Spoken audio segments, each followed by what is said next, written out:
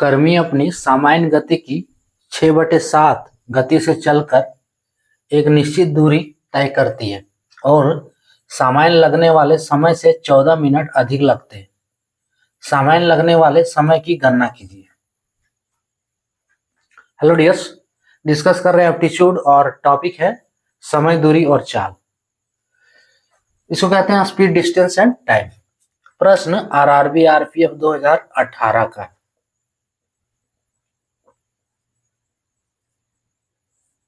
RRB RPF 2018 का प्रश्न क्या दिया है?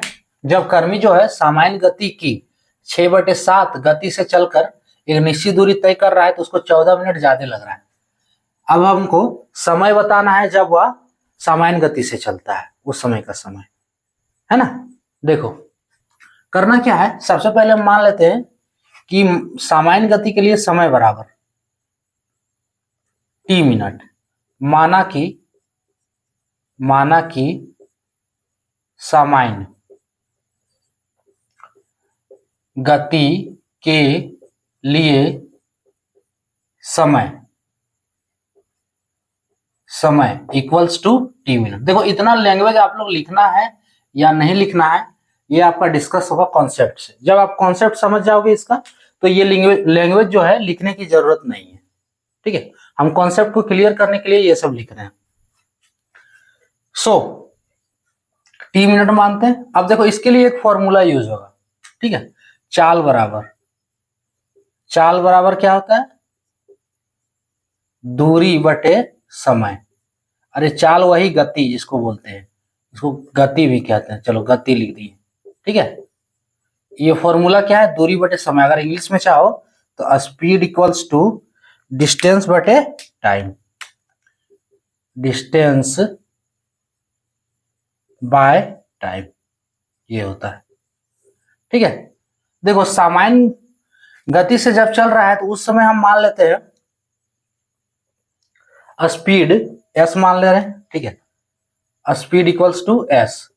सो डिस्टेंस इक्वल्स टू d मान ले रहे हैं और टाइम इक्वल्स टू t, ठीक है, ये मान ले रहे हैं। अब देखो क्या बोल रहा है? गति का 6/7 गति से चलकर, यानी कि गति का 6/7, इसको इक्वेशन आप 1 मान लो, ठीक है। दूसरा इक्वेशन जो बनेगा, इक्वेशन बनाना ही इंपॉर्टेंट है इसमें, ठीक है, उसके बाद क्लियर हो जाएगा। दूसरा क्या है? गति का 6/7 यानी कि स्पीड का 6/7। सो s गुने 6/7 इज इक्वल्स टू दूरी वही तय कर रहा है, यानी कि d वही दूरी है बटे कितना इसको समय अधिक लग रहा है? 14 मिनट अधिक लग रहा है, यानी कि t जो समय है t equals to t plus 14 हो जाएगा। इसके लिए इक्वेशन समझ रहे हो? बस यही इंपॉर्टेंट है। ये अगर समझ में नहीं आ रहा है तो आगे नहीं होगा, क्योंकि यही समझना है इस प्रश्न में बस। देखो जब सामान्य गति से चलेगा तो डायरेक्ट फॉर्मूला यूज करो ना, गति इक्वल्स टू दूरी बटे समय। गति को s लिखे हैं, है ना, s equals to d by T. Clear?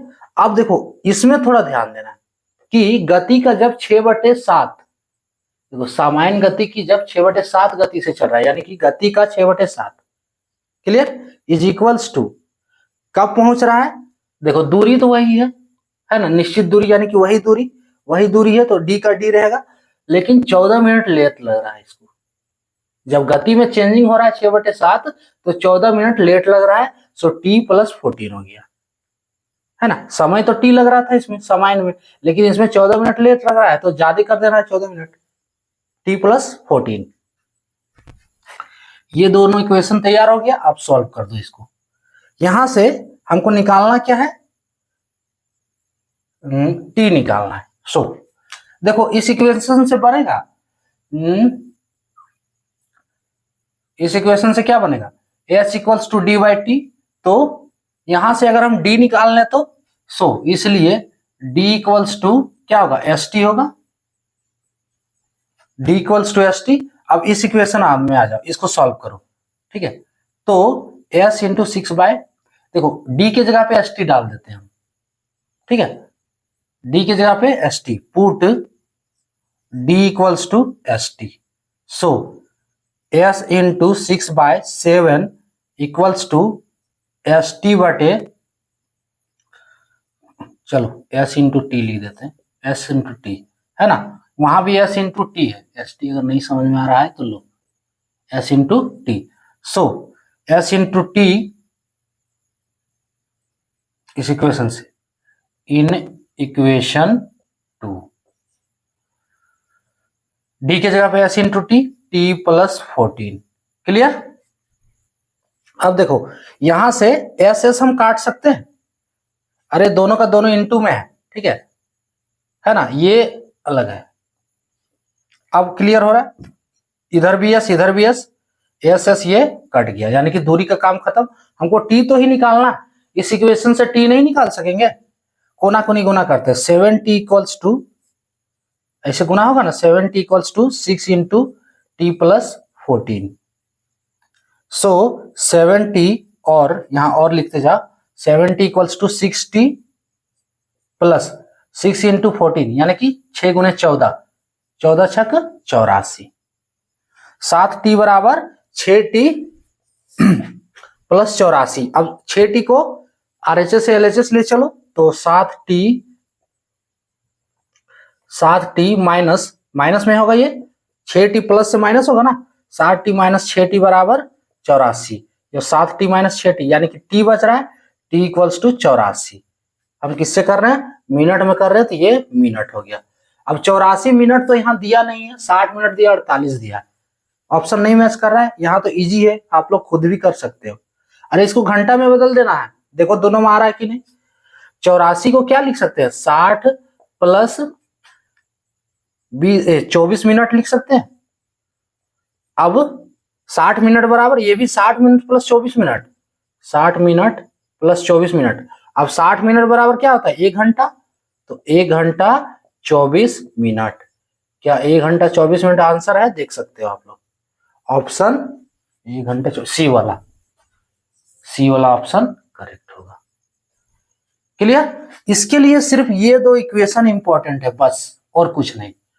और उससे जो पहले इंपॉर्टेंट है, तो ये फॉर्मूला।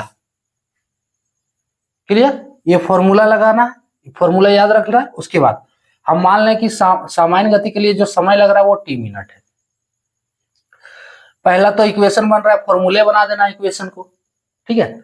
उसके बाद जब चेंजिंग हो रहा है गति में, कितना हो रहा है, 6/7, तो चेंजिंग किए s गुने 6/7 बराबर d, दूरी वही है, समय क्या लग रहा है, 14 मिनट ज्यादा लग रहा है, तो t प्लस 40।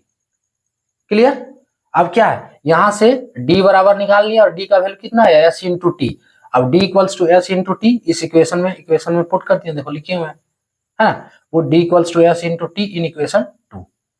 उसके बाद s s कट गया, t हमें निकालना था, कैलकुलेट किए, फाइनली t का वैल्यू कितना आ गया, 84 मिनट आया। इसको लिख सकते हैं 1 घंटा 24 मिनट इसका आंसर। क्लियर। तो ये था टॉपिक।